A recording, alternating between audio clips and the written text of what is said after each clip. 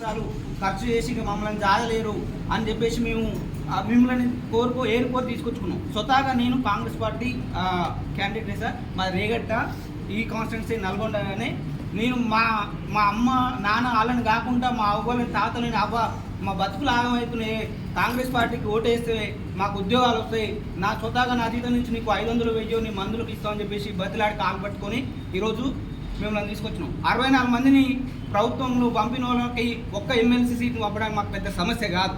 కానీ మీరు ఈ ఎమ్మెల్సీ ఎలక్షన్ వరకే మీరు వచ్చి ఇవాళ క్యాంపెయినింగ్ చేస్తారు.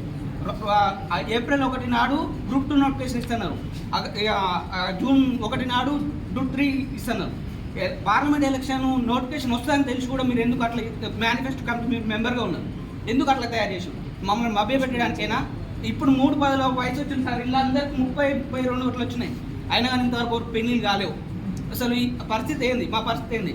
గ్రూప్ 2 ఒక పోస్టులు పెంచాలనే ఉద్దేశంతో అంత ఫైట్ చేసినాం.